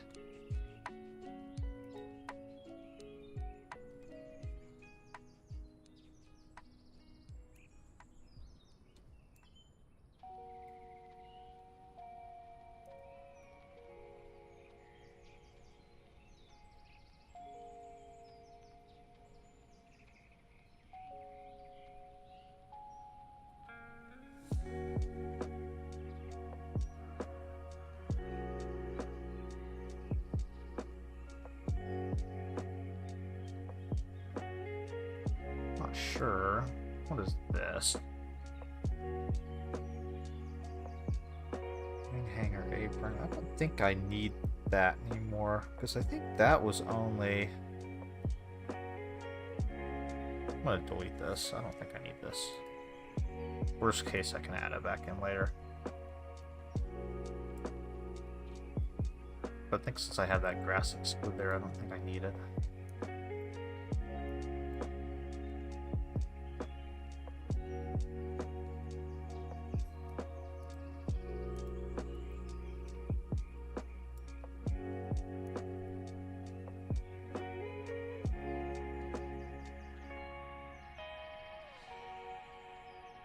Yeah, all that looks pretty good.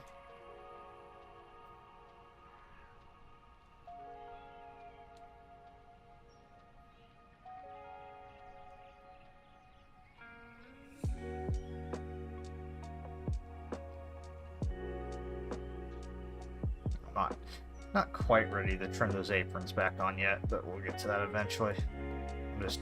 Once I get all this, so all this is going to be pretty much remodeled. These are all the, I guess we should say, original buildings. So before Got Friends traveled out to Forwood Farm here and actually got the sound recordings for the Wilga, we only had a couple reference photos from like Google and stuff to go off of. So a lot of these buildings were built off those reference photos. And obviously, since we now have on-site photography, we now know that there's quite a few changes that we need to make. So pretty much all of these buildings here are not going to get, well, they're not going to get entirely remade, but kind of like what we've been doing for the sheds. You know, the roofs are going to get pulled down because most of the roofs are too tall. There's some parts like over here, the couple building pieces are going to have to be added. These two walls here need to be merged together. They're not actually separated out. So just a lot of like little stuff like that, then window tweaks. So yeah, all this is going to have to get basically redone. So until that's done, I'm going to leave the aprons off because I want to be able to see like the building outline footprints on the ground here and make sure everything's nice and lined up. And then once that's done, we can put the aprons back on, put the modified imagery back in so that it deletes all this and cleans it up real nice. And yeah, so it looks messy right now, but it won't when it's done. This is all just temporary. Alright, that apron piece is done. Let's go back over to the buildings here. I don't think... I need to maybe look at a satellite reference for this. I think the house is actually supposed to be a little bit farther just this direction here, but I think we're probably okay for now. I may end up moving that. Unfortunately, if I move that, that means I gotta redo all this garden shit here, but no big deal. I should be able to move most of it, I think. Let's take a look at, so I'm going to pull up aerial imagery again. Unfortunately, I don't have the footprints put in here for this area, so I'm going to kind of have to eyeball this one, I think.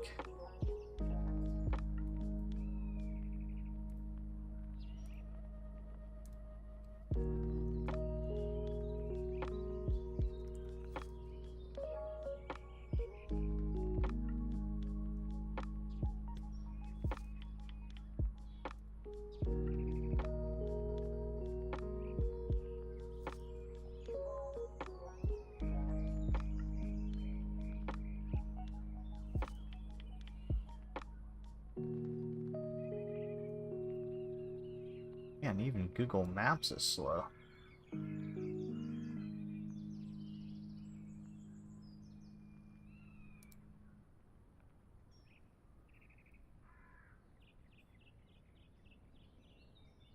Okay. Try to find it without searching it this time. So there's Sheffield. And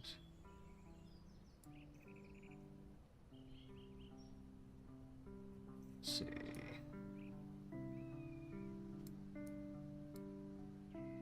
There's that airport. I know it was to the south, so we're somewhere right here, maybe? Yeah, there we go. I found it this time. Alright, let's look at the gaps here. So we're basically off the corners for these two. That's pretty flush, so I think that whole building needs to probably be moved over. So ideally, I don't know if I can grab all this stuff here or not.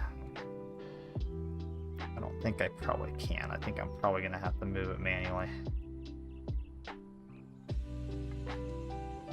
Although it doesn't look that bad.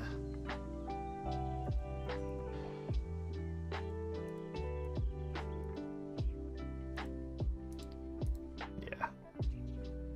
I'm just going to have to move it manually, I guess. It's not going to let me. Not going to let me select everything I want to select. It's wanting to select other crap in the background.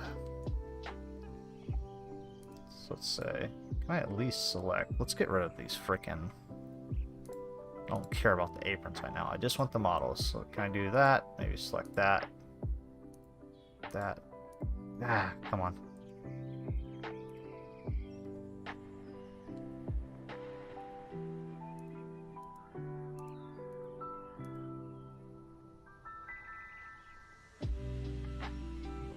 Kind of difficult since they're within the bounds of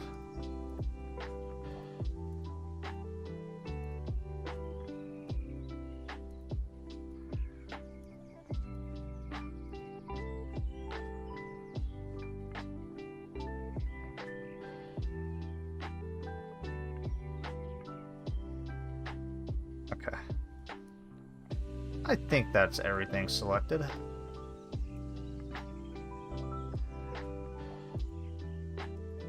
That the local, and then we should. Oh, of course it didn't select the frickin' select.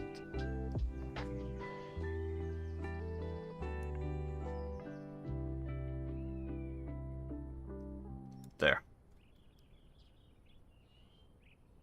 Yeah, okay, that's much better now.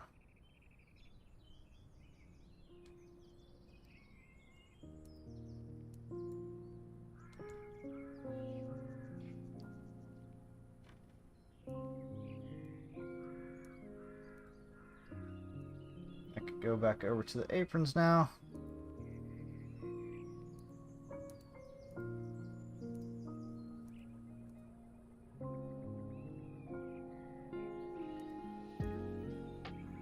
And we're just gonna have to move all of these manually, I guess.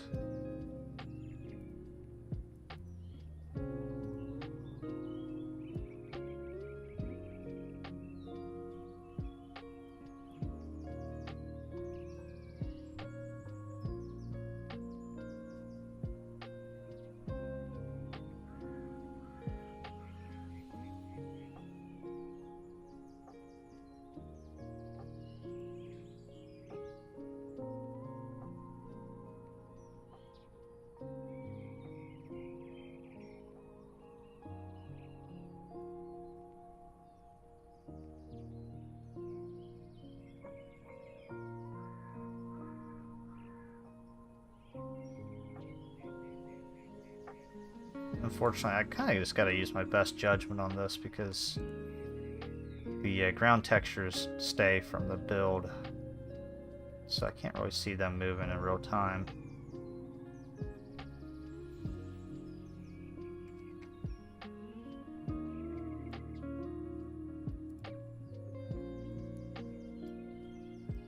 So I'm sure I'll have to probably come back and do more tweaking on that, but for now at least, that should all work. And we're not clipping through the fence or anything, which is good. This building here, I'm pretty happy with the placement on this. I know this one was placed pretty accurately, or fairly accurately. I do think what I want to do though, let's go ahead and hide all this crap.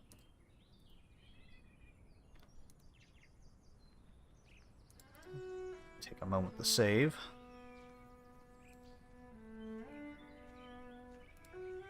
I'm going to adjust the altitude of this building.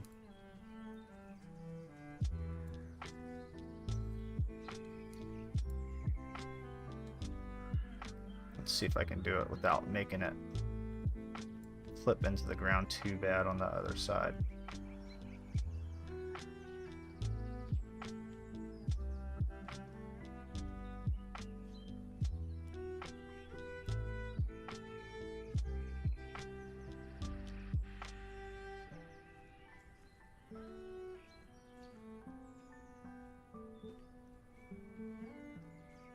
There we go. Good enough.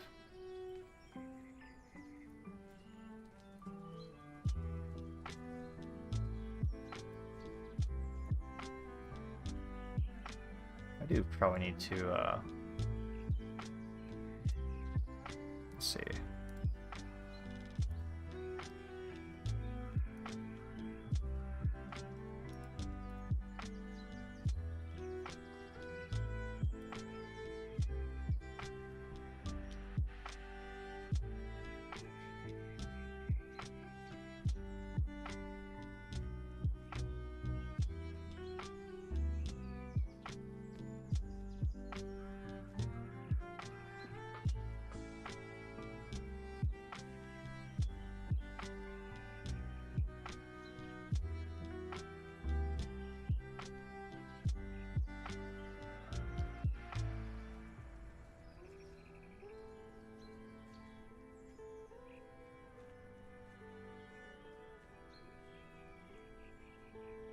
Add a little bit of a path to the doorway there. I'm sure I'm going to have to tweak this a little bit because I don't know exactly what's going on between the buildings here. The shadow's too harsh and I don't really have a good view of it. So we'll use a little bit of creative leeway there. But everything else looks pretty good. Windows are fixed now. Alright, let's go ahead and rotate this thing.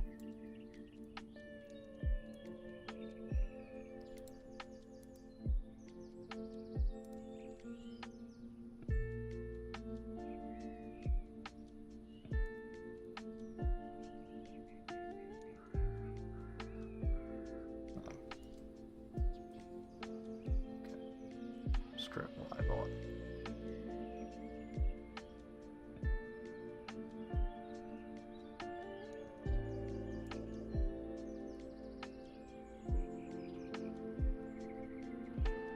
Just kind of double check the aerial imagery here.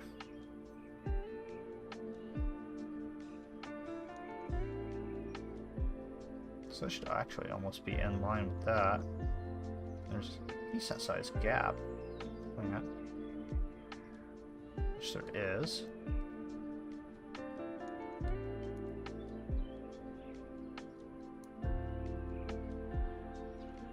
Maybe we were a little bit closer that direction.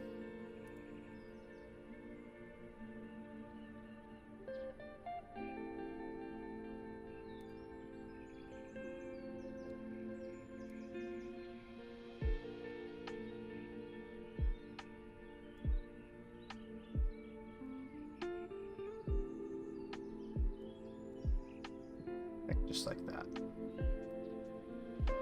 That looks pretty good. That's pretty close.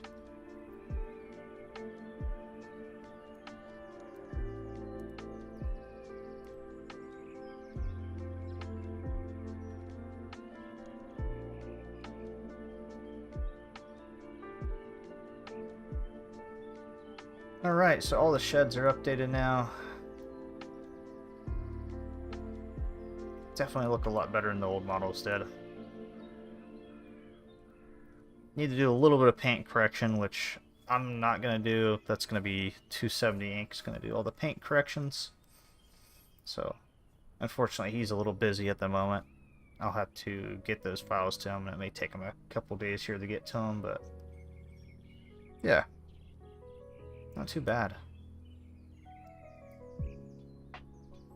But yeah, I think this is where I'm going to call it, guys. I'm going to... this FPS issue is kind of driving me insane. I'm going to go ahead and get back into my freaking BIOS and see if I can get the RAM speed up a little bit and figure out what exactly is going on there. So, before I go, let's go ahead and take a look. What is that under?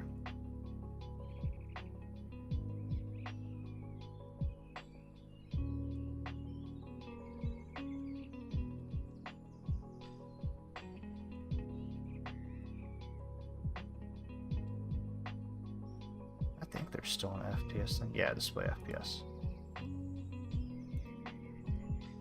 This is limited by main thread.